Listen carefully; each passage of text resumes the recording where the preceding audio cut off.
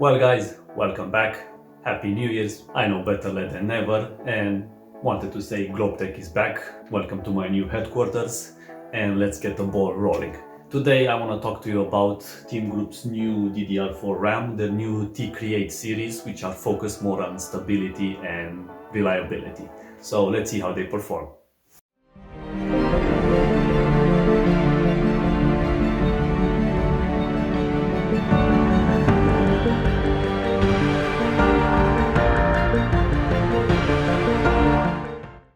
To keep it short and simple, this is Team Group's new lineup, which is aimed at content creators where stability is the name of the game. When it comes to RAM, the bigger the capacity, the better.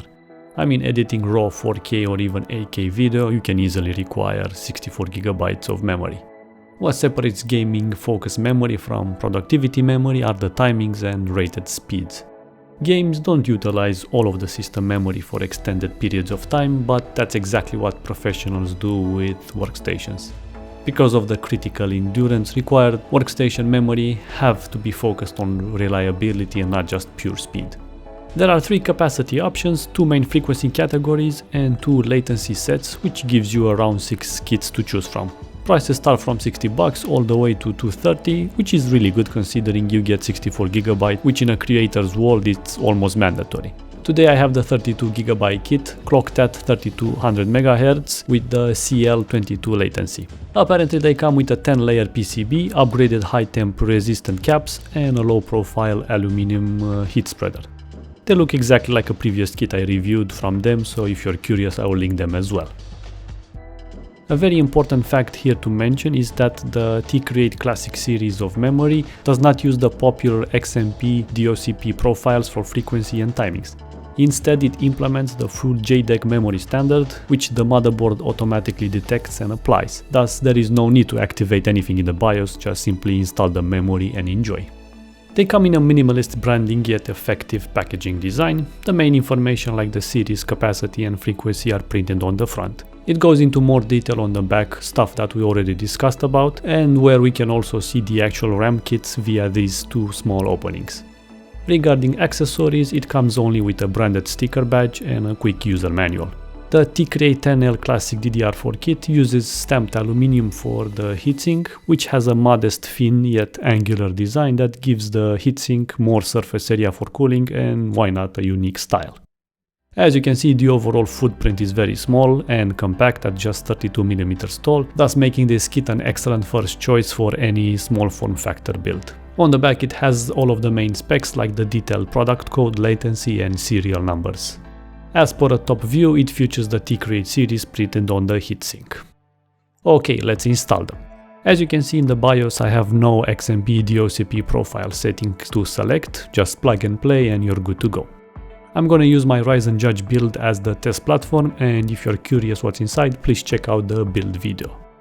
One last mention before the results. As you know, this memory is not intended for overclocking nor to be a speedy gamer kit. That said, I was able to squeeze out a respectable low voltage overclocked profile, which produced an excellent performance boost over the rated JDEC profile with the new value of 36 MHz at CL18 for 1.35 volts. Let's start with the CPU intensive benchmark, Cinebench R15. The results are pretty normal considering that the timings are kinda loose in stock form for the T-Create 10L kit, because as you know they focus on stability rather than raw speed. Nevertheless, in OC form it almost matches my current Corsair LPX kit with factory XMP DOCP profiles. On paper the main settings are the same, but it loses a bit due to the sub-timings not being fully optimized, which is a very time-consuming process to manually find the maximum performance stability ratio.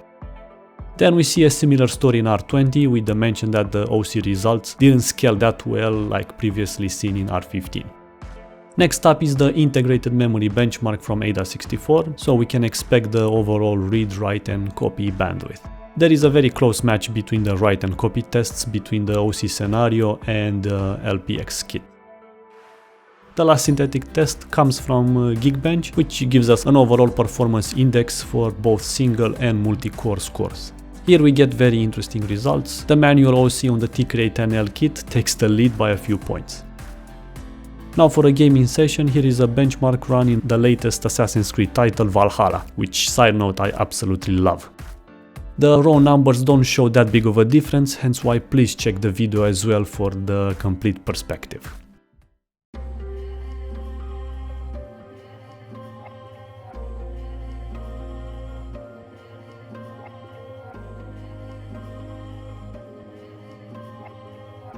Well, there you have it guys. This is a great memory kit, but it all depends on how you look at it.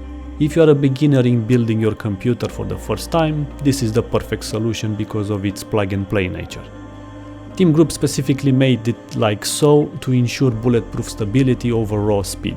The fact that you can still overclock it to a similar kit that comes from fact with the XMP DOCP profiles is a great bonus because that's the appeal of overclocking free performance.